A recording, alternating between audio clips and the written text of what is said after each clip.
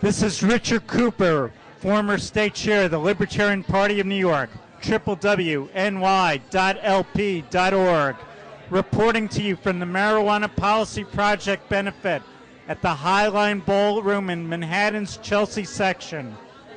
We're gathered here to hear celebrities and award winners of supporters of medical marijuana and marijuana legalization. Marijuana Policy Project is one of the leading organizations for reform of our nation's barbaric marijuana laws. How do you feel the campaign for medical marijuana is going, both nationally and in New York? It's going well nationally and well in New York. We're closer than we have ever been before to passing the medical marijuana bill in Albany. It passed the New York Assembly last year. We have the support of the Republican leadership in the Senate, and I'm told that the new governor, supports it.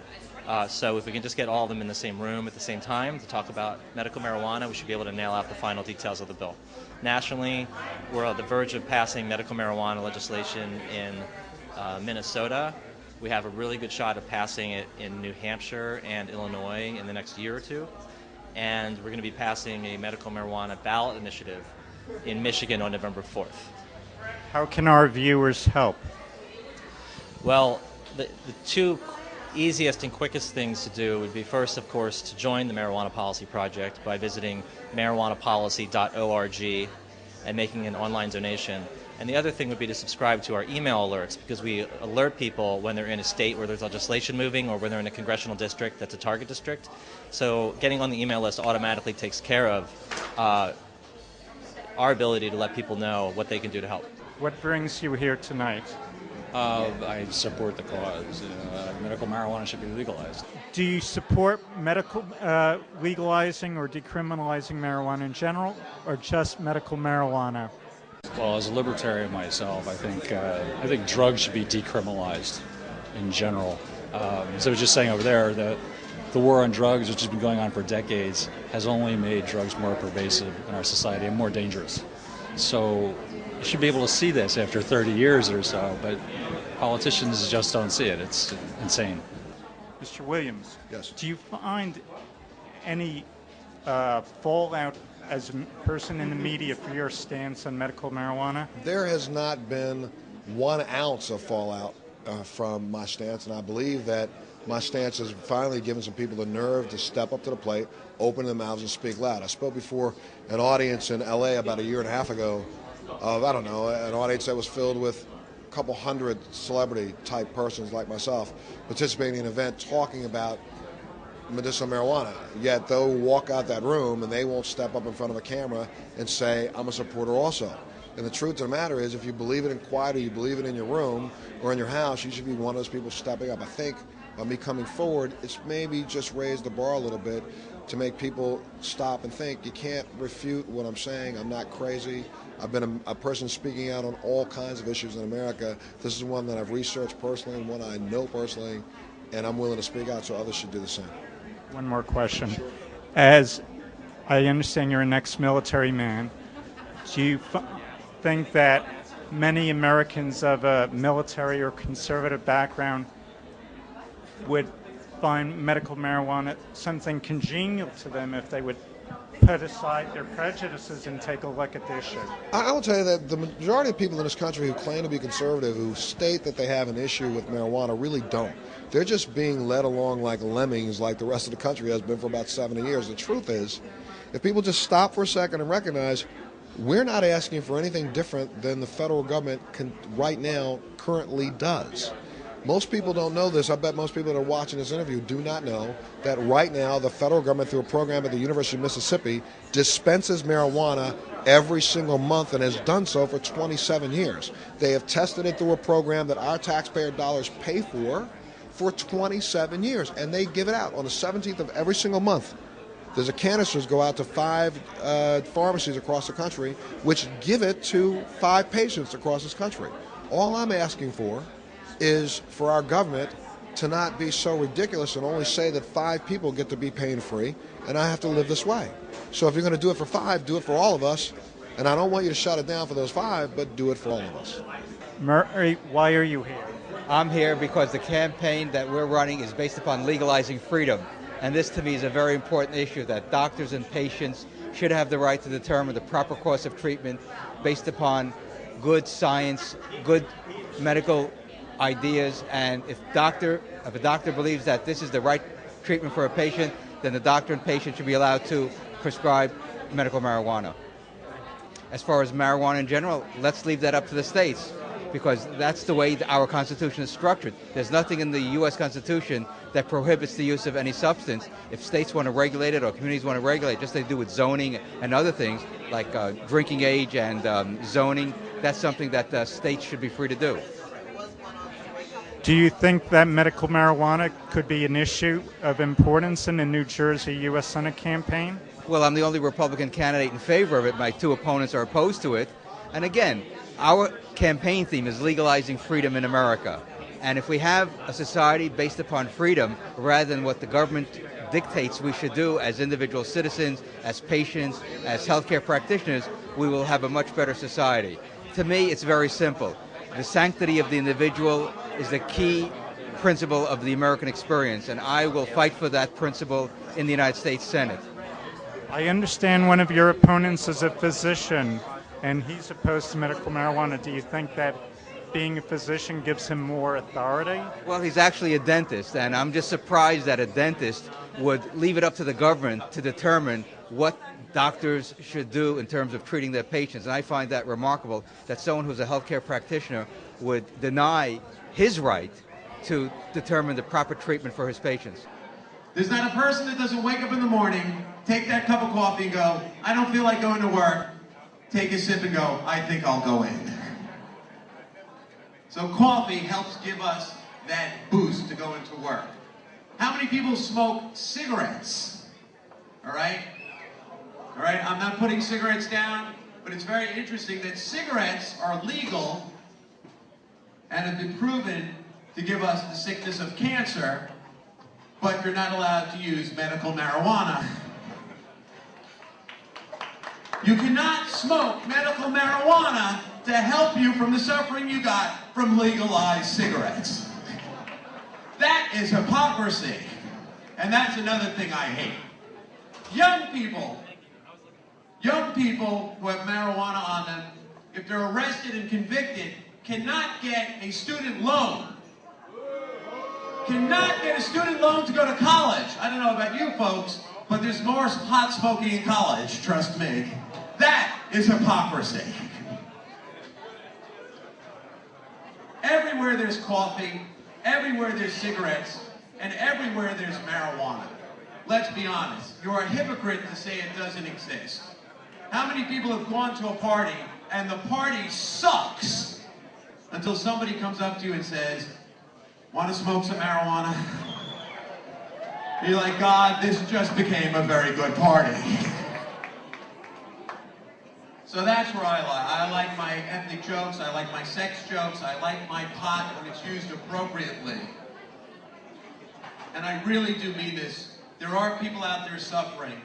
Why not a little medical marijuana if this helps them in their last days? And that's what we're going to try and do in New York. Thank you for coming out tonight. Let's get this program going.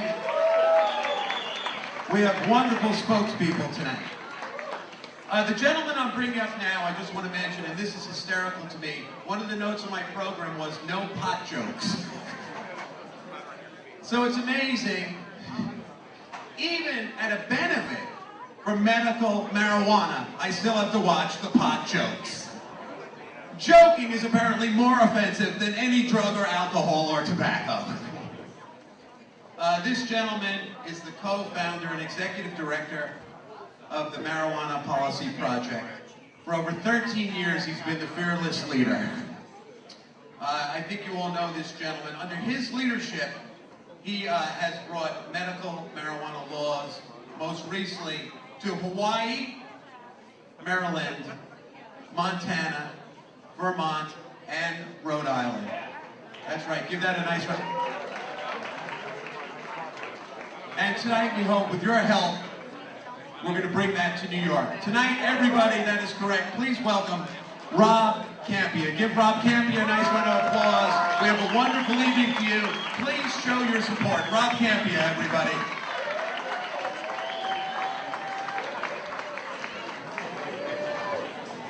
You know, I was just saying to Montel, I told this guy, no pot jokes, no sex jokes, and then I realized, well, what's a comedian going to talk about if you take those away? So that wasn't a big surprise. Thank you, Steve. Thank you all for coming out tonight for our second ever event in New York City. These are exciting times in New York. We're closer now than ever before to passing a medical marijuana bill in Albany. Our bill passed the New York Assembly last year by a 95-52 vote. We have the support of what I think is a majority of senators, and in fact we'll be presenting an award to Republican Majority Leader of the Senate, Joe Bruno, later tonight. And then also I'm told that we have the tacit support of the new governor, and so if we have the Assembly, the Senate's looking good, the governor seems to be supportive. We're just getting to the point where if we could just get perhaps them all in the room at the same time talking about the medical marijuana bill, that we can nail out the final details and get this thing passed into law in the next few months. And I want to acknowledge Assemblyman Richard Godfrey for his, he's not here tonight, but I'll acknowledge him for his leadership on this issue for the last decade.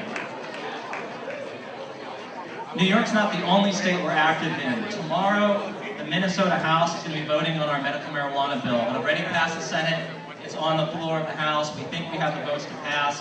If this thing passes tomorrow and the governor doesn't veto it, Minnesota could become the 13th state to legalize medical marijuana in just the next couple days. We're also moving medical marijuana bills in Illinois, New Hampshire, and we have an initiative on the ballot this November 4th in Michigan, where we're polling at 67% support. Michigan's going to pass medical marijuana on November 4th. And then also our other big initiative outside of New York is in Massachusetts, where we have a question that's going to be on the ballot also in November, which would decriminalize the possession of marijuana for whether you're sick or healthy, doesn't matter what. That decriminalization initiative is polling at 60-30 with 10 undecided, 60% in favor in Massachusetts, so it's ours to lose. So, before I turn the mic over, I would just like to thank a few key people who are here tonight. First and foremost, I want to thank both Montel Williams and Michelle Phillips for being here today. Michelle was the person who kicked off and founded our Celebrity Advisory Board a few years ago, and she flew here from Los Angeles last night with the sole purpose of being with us here tonight. So I want to thank Michelle. And with Montel, he's been clearly the leading advocate for medical marijuana across the country. He's been on TV dozens and dozens of times talking specifically about his use of medical marijuana and the need to change the laws. And in fact, he and I just did a show yesterday on Fox Business Channel, and he was great as always. So I want to thank Montel for coming out here tonight also.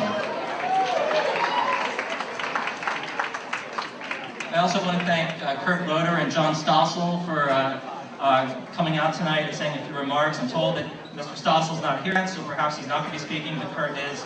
And so I wanted to just give them a nod, thanking them for taking time out to come out. I also want to thank Nicole Atkins and the C, as well as MGMT's Van Garden they both will be performing towards the end of the night tonight. I want to thank Joel Peacock, who's a medical marijuana patient from Buffalo, who's been very helpful in advocating for change in the laws from a patient perspective within New York State, which is extremely valuable to our efforts. I want to thank a couple of the major donors in the room, specifically Paula Smith and Dave Patton, who have provided substantial financial support to MPP over the years. I want to thank the folks who actually helped put this event together, Gail Parento, Heather Takeman, Brian Fight, and Bruce Starr, who helped do a lot of the outreach to the media, and also a lot of the recruitment for pulling this event together. Thank you. And of course, I want to thank the host committee, everyone on the host committee, and everyone who's on the MPP staff. If you could please raise your hands. Host committee members and MPP staffers, please raise your hands. I want to thank you all for helping put this event together. You will go home, you'll smoke your joint in quiet, and you won't step up to the plate tomorrow and tell anybody else that you know that doesn't agree with you that they're wrong. Now, I'm going to tell you something. Right now, we need you. And I know you have. When I say you, I'm talking to you. Individually, I know there are people in this room who have fought a good fight and will continue to. But we need to get more people fighting a good fight, not just on nights like tonight. I attend events in Hollywood, walk down the green room halls, and everybody's smoking pot. And not one of them will step up before a camera and say that they do. Theirs may be social use, but for me, it's about my life.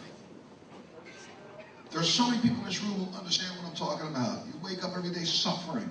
You've been on every medication that man and Western medication has to offer. I've been on the morphine drip. I've taken Oxycontin until my liver almost stopped. I've done the Percocets, the Ultrasets, you name them, I've taken them. Multiple, sometimes 12 to 15 a day. I can sit back and eat a cookie, suck on a sucker, take 1 or 2 puffs, and my pain's alleviated. Not gone completely, no, but it's enough to be bearable for me to be a contributing member of society. Kurt stood up here a couple seconds ago and enumerated all the cases where our federal government has really perpetrated hypocrisy. Guys, here's one I'm going to tell you, because I said it today in an interview with, I don't know who the newspaper that was here that interviewed me, and they don't know. Our 3 presidential candidates don't know that right now, tomorrow, today's the 16th, right? 15th. 15th? 14th?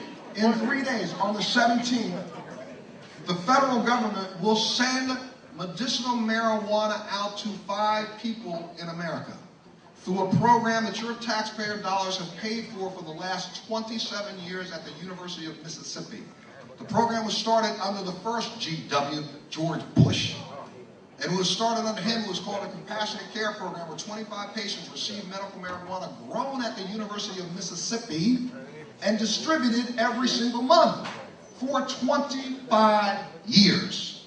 Your taxpayer dollars have been paying to research, to find out whether or not it's an efficacious drug, and then our government, a government that's supposed to do no harm, has been distributing something that they are claiming and going out and arresting other people for doing. The hypocrisy is the fact that none of us know about it. Why? Because 20 of those 25 people have already passed away. They're waiting for the other 5 to die so they don't have to keep the program going. But they've been doing this for 27 years. And we have the nerve to even consider allowing other people to be as pain-free as those 5. I'm very proud to be out this evening. And I thank so many of you for being here. I know this is not my place to say thank you. What Rob Kampia and MPP has been doing has been phenomenal, because they are back there behind the scenes, pumping it every single day, trying to get legislators and people across this country to believe enough to vote and stand up publicly and say they did. That's right. We need to get more and more of us to stand up publicly. I'm glad that you came up tonight, but please stand up tomorrow when you're in your office and somebody has the nerve to say to you that it's all a joke or it's like a gateway drug. That's right. You tell them there are people who live every day in the society full of pain. I'm a contributing member of the society. I paid my taxes. And as a person who served 22 years in the military, supporting and defending this Constitution of the United States, I want my government to treat me the same way that they treat 5 other people in this country and allow them to keep right. So with that being said, thank you for coming out. Tonight is all about an award for a courageous patient. Mr. Joel Peacock is a 56-year-old construction project manager, a lifelong resident of Buffalo, New York, and a member of the New York State Conservative Party. He suffers from chronic pain, severe pain, due to a 2001 car accident, which at times can be so severe, like myself, he can't get out of bed. Joel's prescriptions cost thousands of dollars each month and do not provide complete relief. While he has to work on a trip in the Gulf Coast, he was unable, while working a trip in the Gulf Coast, he was unable to refill his prescriptions and tried marijuana for the first time. And guess what? It worked. And now he's become one of our advocates to make sure that this option is available to all patients. Joel first became a public advocate for medicinal marijuana when the Buffalo News featured him in an article on the medical marijuana bill last June. In September, he was featured in the MPP's radio and print ads urging the state Senate to enact an effective medical marijuana bill.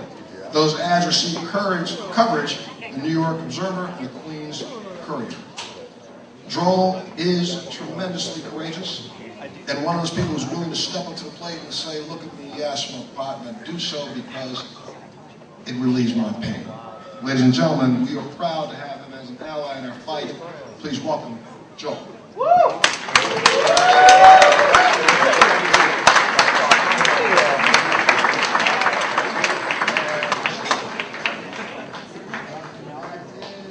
Our Advocate Award for Advocate of Courage.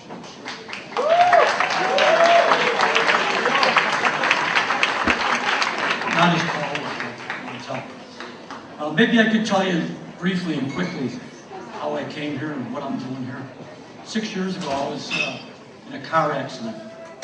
And I'm the one person you don't want to see on the road right now talking on your cell phone. There's an individual talking on a cell phone right into the back of my car and totaled my car out. And I ended up getting 3 discs removed from my neck. I've been on medications now for 6 years. My medications today are $32,000 a year to keep me walking and keep me working. Hurricane Katrina. I was down in Hurricane Katrina doing something for the government. I guess I shouldn't say what government, but anyways, I was doing part of the damage down in New Orleans. I ran out of my prescriptions. Nobody down in New Orleans would write me a script. They sent me over to Miami. Same thing, Hurricane Katrina. I couldn't find a doctor down there to write my script. I had to go out and do an inspection at a home in a very poor part of Miami. And when I pulled up to this home, in the driveway was a brand new Mercedes 560 and a Bentley. I knocked on the door, and the guy that answered the door is what everybody sees on television as a Colombian drug lord. And he says, "Can I help you?" And I said, "I'm here to look at your damage from Hurricane Katrina." "Are you a cop?" I said, "No, I'm not a policeman. Here's my credentials. I'm here to look at the damage on your house." "Okay, come on in." "I had some damage up here on the..." "Are you a cop?" I said, "No, I'm not a cop. I'm with the small business. Here's my..." "Okay, well, I had some damage up on the roof and it came to..." "What's wrong with you? You look terrible." And I guess at the time I was going through withdrawal because I didn't have my prescriptions. I looked pure white. He said, "You look terrible." And I told him, "Well, I take all this pain medication. Nobody down here will write it for me because they think I'm a junkie or something." "You sure you're not a cop?" "I'm not a cop." "I got something for you." "What do you got?" "You sure you're not a cop?" "I'm not a cop." So he handed me a bag. "You sure you're not a cop?" "If I was a cop and you gave me this for nothing, how could I arrest you?" "That's right, that's right." So anyways, to make a long story even shorter, I went out in the parking lot, I rolled myself a joint, and the pain was gone. It was gone. I mean, I wasn't giddy, you might remember that. Wasn't giddy or nothing. The pain was gone. I got back to Buffalo, and there was a small article in the Buffalo News, as Montel was telling you. And I contacted the reporter, and I told him the story. And he said, "Would you be willing to talk to me about this?" And I said, "Yes." So he came to my office and we talked. He said, "I'll put a little article in the paper. Is that okay?" "Sure, go ahead."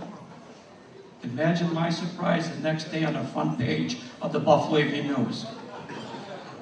But anyways, to make a long story short, my own boss seen this, and I thought, oh, there goes my job. He supports me. So he put out an email to everybody in my company. We have offices in Pittsburgh, we have offices in I believe, Albany. I got all these emails back. We support you too. And I think if all of us could put emails out to people we know, maybe we could get a little help on some of this. But I'd like to thank you again for this award. And I hope you'll be like me. If there's anything we can do, please help. Thank you. You're a sucker if you work at McDonald's for minimum wage, because your little brother can make more as a lookout for the drug dealers. They're the role models in the neighborhood, the people with the best cars and the best clothes.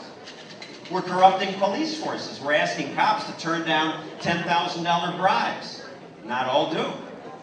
And we're building unbelievably rich criminal gangs. We forget that Al Capone was created by alcohol prohibition and the mafia. The gangs we're creating now are even richer. They'll soon be able to buy nuclear weapons.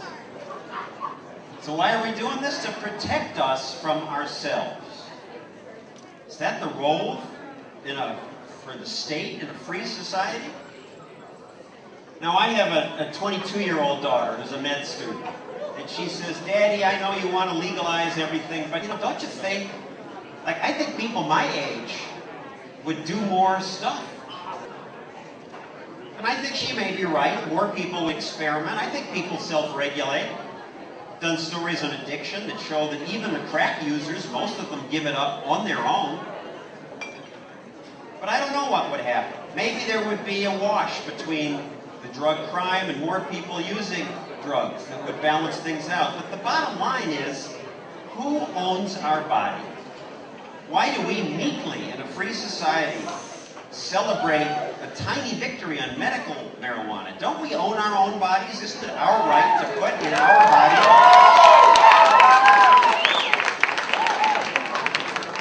Patrick Henry didn't say, give me absolute safety or give me death. This country's supposed to be about liberty, and we ought to celebrate that. Thank you very much. Thank you for celebrating. Do you think it's important for celebrities such as yourself to be vocal for medical marijuana? No. I think it's important for the American people to analyze it, to see what it is, to see that this is not a gateway drug, as the government has tried to hoist on us. For me, personally, the gateway drug was nicotine and then alcohol. But then I'm pretty much an addictive personality, so even though I don't smoke pot anymore, for reasons that I do not understand, I just kind of outgrew it. I don't think that the government should be telling me whether or not I can smoke, drink, or smoke pot. Thank you so much for sharing that with us. Thank you. Good night.